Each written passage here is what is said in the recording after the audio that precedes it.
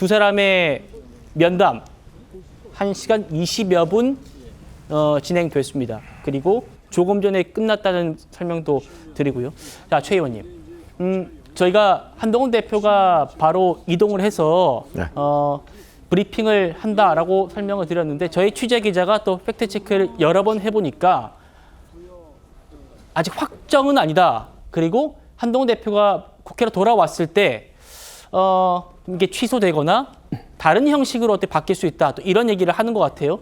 자, 1시간 24분 진행된 두 사람의 대화 그리고 지금 보셨던 스케치 대충 좀 회동 결과를 좀 예상해 보신다면 어떨까요?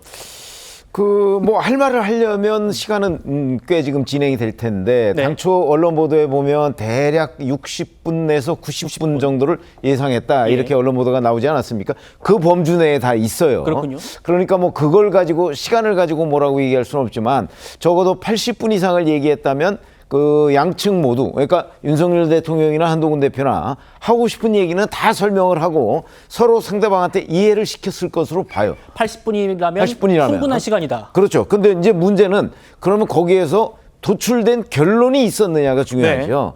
그런데 이렇게 길게 돼 있었다는 거는 이번 그 관전 포인트는 결국 윤석열 대통령이 어떤 결단을 하느냐 이 문제가 저는 더욱더 중요하다고 봅니다. 그런데 길게 설명을 한 것으로 지금 일단 보이는데 그렇게 된다면 윤 대통령이 여기서 어떤 결론을 아까 제가 말씀드렸듯이 내리지 않았을 가능성 그리고 뭔가 그 추후에 그 대통령실에서 좀 더 깊은 검토를 해야 되겠다라는 정도의 얘기를 했을 가능성도 있지 않을까. 전 그렇게 보고요. 예. 만약에 그런 상황이라면 한동훈 대표가 별도로 브리핑할 내용이 그렇게 많지가 않을 가능성이 있죠. 그래서 아마 지금 뭐 상황이 좀 유동적인, 그러니까 한동훈 대표의 직접 브리핑 상황이 좀 유동적인 것 아닌가 이렇게 추측을 해볼 수 있겠습니다. 그렇군요. 박상수 대변인 핸드폰 보셔도 됩니다. 보시면서 저희 국민의힘 대변인이 나와 있는 그런 방송이니까 저희가 한동훈 대표가 브리핑을 할지 말지 이건 제일 빨리 설명을 드릴 수 있습니다. 그러니까 핸드폰 올려놓으시고 네. 그래서 한동훈 대표가 어떤 대변인과 또 참모들에게 오늘 얘기를 어떻게 하는지 이런 것들도 보신 다음에 가장 먼저 저희에게 전해주시면 좋겠어요. 박 대변인님 어떻습니까? 이 한동훈 대표가 브리핑을 한다라는 건 뭔가 저희 기자들은요. 뭔가 좀 생각보다 잘 안 풀려서 한동훈 대표가 먼저 조금 정확한 브리핑을 설명을 할 필요가 있겠다라고 했을 때 브리핑이 있을 수 있겠다라는 생각을 했는데 만약에 브리핑을 안 하게 된다면 이건 또 오늘 회동의 성과가 있어서 대통령실과 조율이 잘 돼서 또 안 하는 걸 수도 있겠다라는 생각도 들고요. 어떻게 좀 말씀 주실 수 있을까요? 박 대변인님. 네. 지금 이제 보니까 제가 대변인단 방에서 이게 알려드립니다가 뜨긴 했네요. 근데 아까 예.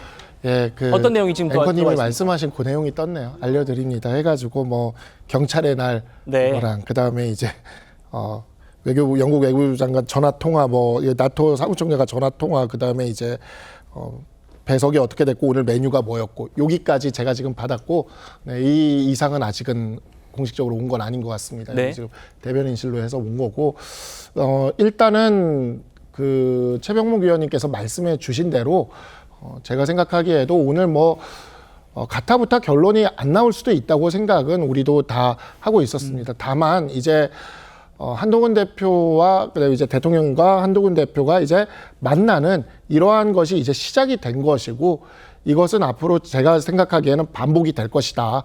우리는 좀 그렇게 예상을 하고 있습니다. 그리고 이재명 대표와도 또 역시 마찬가지일 것이고요. 그래서 오늘 만남에서 너무 첫소리 배부르기를 기대하기는 조금 빠를 수 있겠지만 앞으로 이 대화가 이어지는 과정에서 오늘 전달된 내용들이 하나씩 또 받아들여질 수도 있지 않을까라고 기대를 해봅니다. 예, 알겠습니다. 자, 설주환 변호사님. 네. 아까 정진석 실장 얘기하다가 말았거든요. 정 실장이 오늘 배석해서 많은 여권 관계자들이 정 실장과 한동훈 대표의 관계도 썩 나쁘진 않다고 저도 알고 있습니다. 그래서 뭔가 대통령과 한동훈 대표가 좀 분위기가 껄끄러워지면 실장이 좀 중간에서 조율을 한 역할도 해서 좀 분위기를 잘 이끌어가지 않을까 이런 기대, 전망도 있었거든요.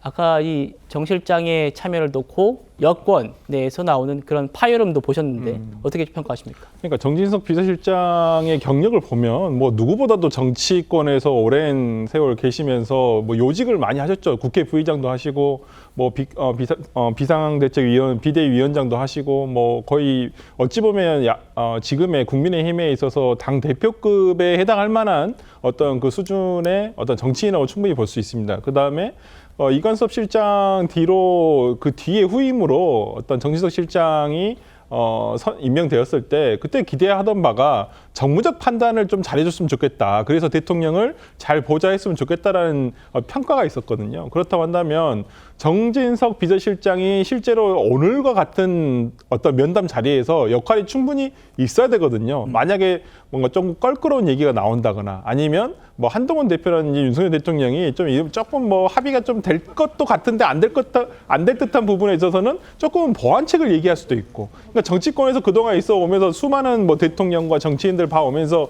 이런 자리 그리고 이런 기회를 많이 보지 않았겠습니까? 공식적으로나 비공식적으로. 그렇다고 한다면 본인의 어떠한 그 정치력이 발휘될 수 있는 저는 오늘의 자리라고 생각을 하고 뭐 오늘 뭐 가시적인 결과가 이제 곧 이제 이 TV조선 시사수 정치쇼를 통해서 아마 나올 것인데 저는 뭐 하나라도 그러니까 한동훈 대표가 당초에 요구했던 세 가지 중에서 하나라도 뭔가 나온다고 한다면 그것이 곧 또 김건희 여사에 대한 부분이라고 한다면 오늘의 성과는 충분하지 않았을까. 그리고 나서 나중에 또 만나서 뭐 독대가 공개되지 않아도 좋습니다. 뭐 두 분이서 만나는 것.